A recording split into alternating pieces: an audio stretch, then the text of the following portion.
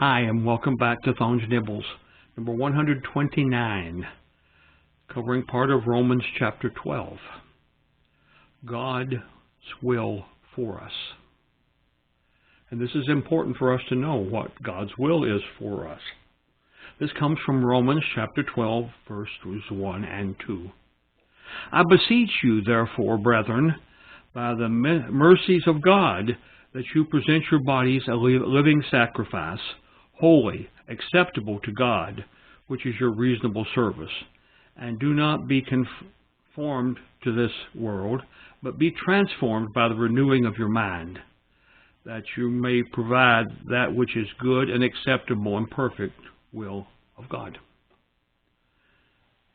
So, the theme here is we present our bodies, these things. Why is this in the Bible? It explains our role in God's service.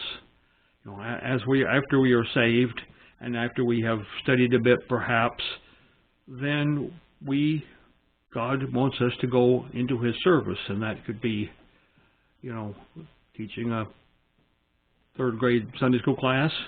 It could be cleaning the church. It could be being a missionary or a pastor.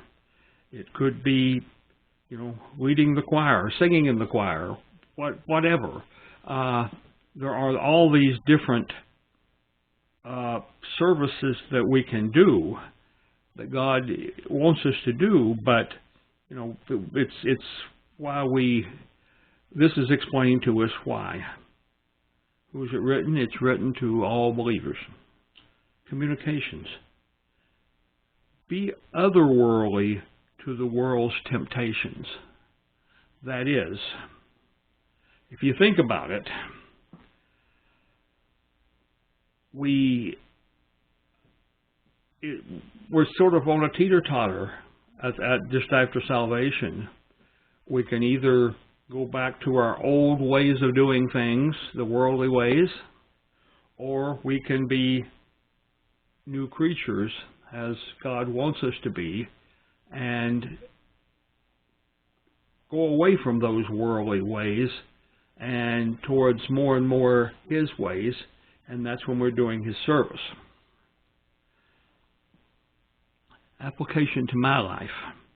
After accepting God's grace of salvation, we are not done, but rather to be of good use to God, directed to move our words, thoughts, and deeds toward godly character. They may have been aimed at worldly things before. Now we're aiming them at godly things.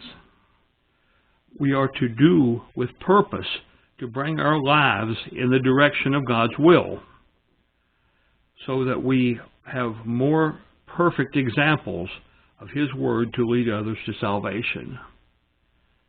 And remember, that's the primary goal of service in the Lord's church. It's not that He can't do these things. It's that He wants us to do these things and to help our fellow mankind become saved. God says to me, sacrifice myself for the gospel each day. And, understand that I do a whole lot of writing of these kinds of things and presenting of these things, either in the church or via these technological means. And there are days that I get up and don't want to do it. But He's saying to sacrifice myself for the gospel each day. That is, do what you have promised, committed, decided, whatever the right word is for your case, to do. Just do them. That is the way this whole thing is done. Now, my personal response, Lord, take me and lead me in whatever direction you wish. That is, I'm not only saying I'm going to go in the direction I had planned for you, but I said I'm also going to be tolerable and tolerant in going a different direction if that comes up during the day.